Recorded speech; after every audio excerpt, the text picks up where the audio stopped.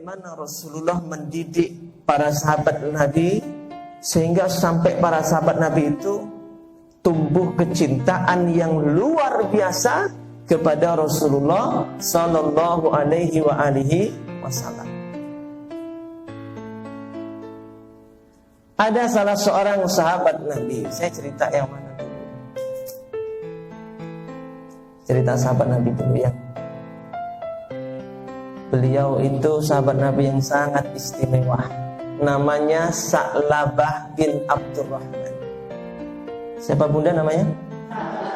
Sa'labah bin Abdurrahman.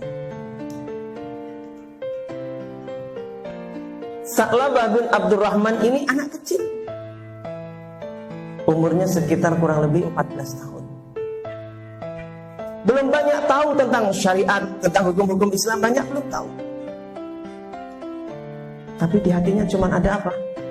Cinta kepada Rasulullah SAW. Cuma ada cinta sama Nabi, rindu sama Nabi. Sa'labah kalau disuruh Nabi Muhammad mengerjakan suatu tugas, maka Sa'labah ini jalannya cepat sekali. Ketika ditanya oleh sahabat Nabi yang lain, ya Sa'labah, kenapa kalau engkau disuruh Rasulullah, engkau jalannya cepat sekali? Sa'labah mengatakan, kalau aku disuruh Rasulullah pergi darinya untuk mengerjakan satu tugas, berarti aku tidak memandang wajah Nabi Muhammad. Aku tidak bisa lama-lama berpisah dengan Nabi Muhammad. Aku jalannya cepat, biar cepat selesai pekerjaanku, biar aku bisa kembali kepada Nabi Muhammad, lalu menatap wajah Nabi Muhammad SAW. Itu Sa'labah. Di hatinya cuma ada kecintaan kepada Rasulullah Sallallahu Alaihi Wasallam. Lalu ketika Sa'labah ini suatu saat diberi pekerjaan Rasulullah, dikasih tugas, dia pergi mengerjakan tugas Rasulullah yang diperintahkan Rasul, melewati gang-gang sempit jalan-jalan kota Madinah. Lalu Sa'labah ini anak kecil 14 tahun ini melihat ada rumah orang fakir di situ. Pintunya sederhana. Ada angin datang berhembus, terdobrak pintu rumahnya, sehingga kaget Sa'labah. Otomatis kalau orang kaget ngelihat suara gaduh pasti nengok. Begitu dia melihat ke dalam, ternyata di dalam ada tabirnya itu terbuka, tersingkap. Ada seorang perempuan yang sedang mandi. Begitu dia melihat perempuan sedang mandi, perempuan itu melihat keluar, melihat Sa'labah. Perempuan itu berteriak, Sa'labah pun berteriak, Astagfirullah, Astagfirullah, kenapa aku lihat ini? Astagfirullah, Astagfirullah. Dia menyesal sekali, kenapa ini terjadi? Dia malu, dia takut, dia merasa bersalah, merasa berdosa, gak ngerti dia ini. Takut sekali, takut. Dengan matanya melihat yang barusan dia lihat, nanti matanya di akhirat gak bisa melihat wajah Nabi Muhammad SAW. Takut dengan melihat tadi, dia takut Rasulullah marah, takut Allah marah, takut Rasulullah murka. Maka Sa'labah pergi jauh, dia mau pulang gak berani, mau kembali ke Rasulullah takut. Turun wahyu yang nanti ngasih tahu apa yang terjadi. Pulang ke Rasul gak berani, pulang ke ibunya juga gak berani, karena pasti Rasul akan mencarinya ke rumahnya. Maka anak kecil ini cuma lari, berjalan, gak tahu kemana dia jalan. Anak kecil gak ngerti apa-apanya, cuma ada cinta ke Rasulullah di hati. Pergi jauh, dia jalan, pergi jauh. 1 hari gak pulang, 2 hari gak pulang, 3 hari gak pulang. Rasulullah mencarinya. Kata Rasul begini, ya Umar, ya Salman sini. Ada apa ya Rasulullah? Sudah 3 hari Sa'labah bin Abdurrahman kita kasih tugas tidak pulang. Carilah Sa'labah, dia ada di antara 2 bukit itu. Rasul dapat wahyu dari Allah, dikasih tahu sama malaikat Jibril, Sa'labah ada di antara 2 bukit itu. Bawa dia kemari. Baik ya Rasulullah. Berangkatlah Sayyidina Umar bin Khattab bersama Salman Al-Farisi. Cari itu Sa'labah. Begitu naik ke atas bukit dicari, mana yang gak ada orang, sepi itu. Di antara bukit-bukit dan lembah itu sepi, gak ada siapa-siapa. Gak ada siapa-siapa, cuman lihat di bawah ada segerombolan barang yang bergerak, benda yang bergerak. Diperhatikan. Ternyata apa itu? Domba, sekumpulan domba. Dan ada orang yang menggembalakannya. Lalu Sayyidina Umar berpikir, jangan-jangan itu Sa'labah. Dia sekarang punya kesibukan menggembala domba. Turunlah Sayyidina Umar bersama Salman Al-Farisi, mendekat kepada segerombolan domba itu. Begitu dilihat dari dekat, ternyata orang tua, bukan Sa'labah yang dia duga. Ditanya, Pak, ada apa? Bapak lihat enggak ada anak kecil umurnya sekitar 14 tahun di daerah sini? Oh, enggak ada. Kalau anak 14 tahun tuh ada di kampung mah banyak, umur 14 tahun. Anak-anak segitu, remaja segitu banyak. Ada cirinya enggak? Ada, Pak. Cirinya dia itu kalau berjalan selalu tersenyum. Kalau berjalan selalu tersenyum. Itu khasnya Sa'labah. Kenapa dia berjalan selalu tersenyum? Karena Sa'labah ditanya, kenapa ya Sa'labah engkau berjalan selalu tersenyum? Dia pernah mengatakan, aku tersenyum karena aku selalu membayangkan wajah Nabi Muhammad ada di depanku. Masya Allah. Jadi dia tuh kalau jalan tuh selalu tersenyum karena membayangkan wajah Nabi Muhammad ada di depannya.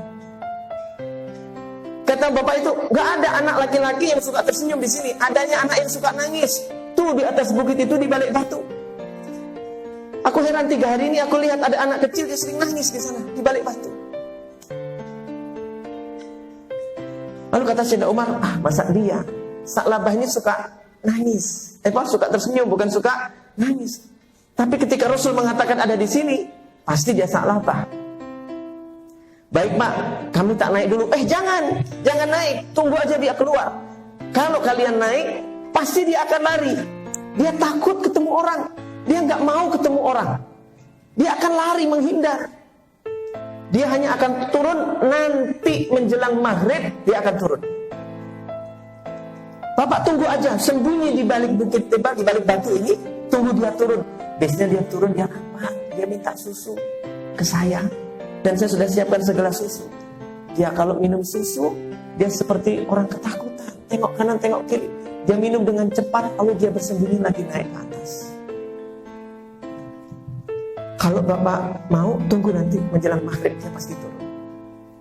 Maka benar, ditunggu sama Sayyidina Umar, dan ditunggu sama Salman Al-Farisi. Menjelang maghrib, turun anak ini, Sa'labah bin Abdurrahman ini. Dia amati, oh betul. Sayyidina Umar langsung keluar, langsung manggil, Sa'labah, hei Sa'labah, kamu di sini ternyata. Siapa engkau? Kata Sa'labah, siapa engkau? Aku Umar. Ya Umar, kenapa engkau kemari? Apakah ada wahyu yang turun memberitahu tentang dosaku ya Umar? Lari dia naik lagi ke atas, dikejar sama Sayyidina Umar, sama Salman. Ditangkap, berhasil ditangkap, dinaikkan di kudanya Sayyidina Umar. Dibawa kembali ke kota Madinah. Jauh, jalannya jauh. Di jalan sakit. Sa'labah sakit.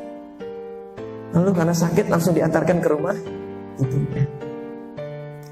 Ke masjid Rasul, Sayyidina Umar berangkat ke masjid.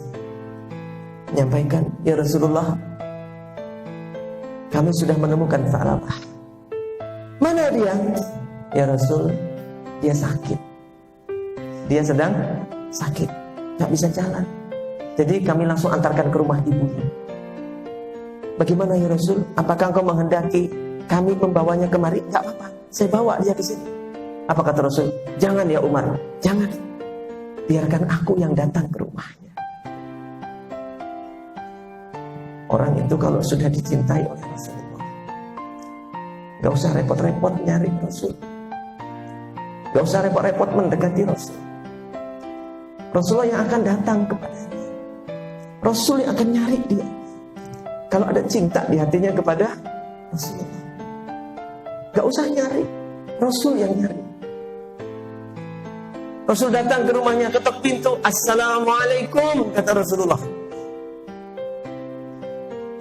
Dalam kondisi sakit dia jawab, Waalaikumsalam. Dia tutup mukanya, dia tutup wajahnya.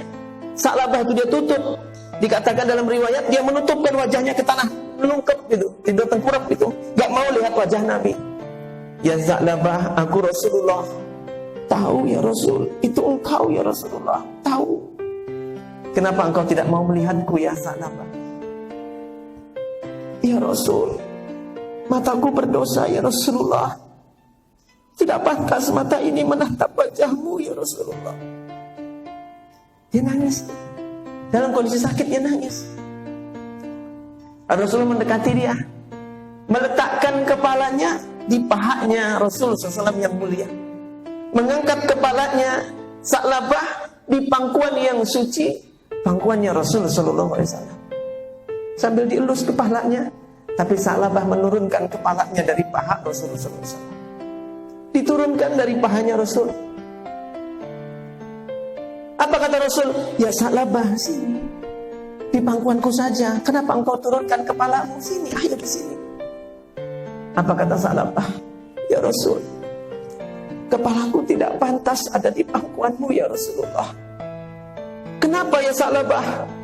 Kepalaku ini membawa mata yang ada dosanya. Kepalaku membawa mata yang mengandung dosa ya Rasul. Tidak pantas kepalaku ada di pangkuanmu yang suci ya Rasulullah. Itu Sa'labah. Satu dosa yang dia lihat dari matanya, merasa kepalanya nggak pantas ada di pangkuan Rasulullah SAW. Lantas bagaimana dengan kita? Ya Sa'labah, kata Rasul, kau mau apa? Setelah dia cerita masalahnya, sekarang kamu apa? Ya Rasul, aku minta, aku hanya ingin aku bersamamu di dunia dan di akhirat ya Rasulullah.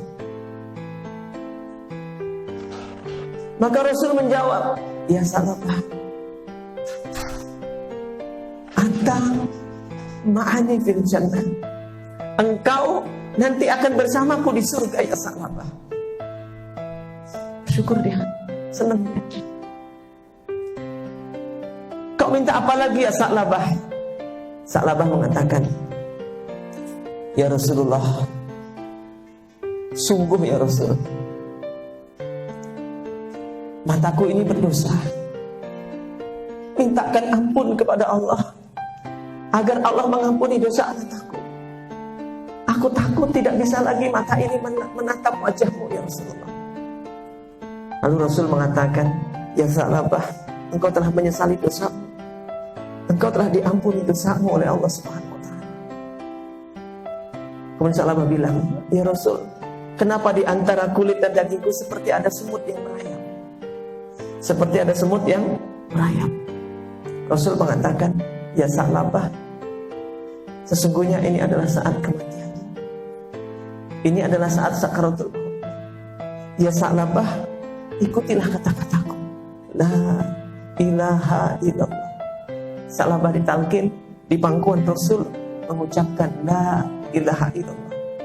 Lalu ditutupkan matanya oleh Rasulullah SAW. Dengan pandangan mata terakhir adalah menatap wajah Nabi Muhammad SAW.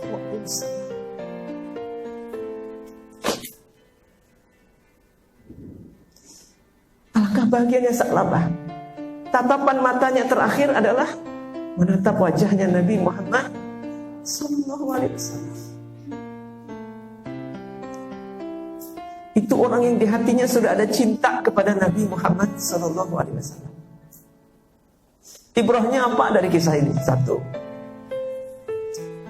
ibrahnya adalah orang kalau sudah ada cinta di hati kepada Rasulullah, di benaknya hanya ada pikiran gimana caranya supaya bisa bersama Rasul, gimana caranya supaya bisa bareng terus sama Nabi Muhammad, gimana caranya supaya di akhirat di surga bisa ketemu sama Nabi Muhammad. Maka orang yang di hatinya ada cinta kepada Nabi Muhammad selalu berpikir bagaimana caranya bisa bersanding dengan Nabi Muhammad nanti di surganya Allah Subhanahu wa ta'ala.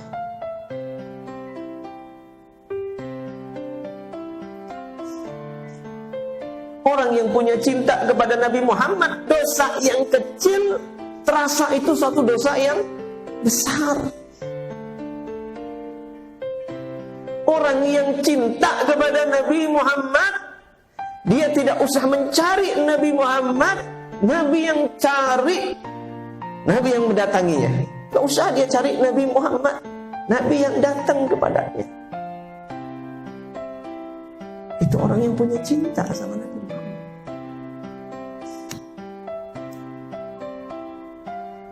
Mudah-mudahan soleh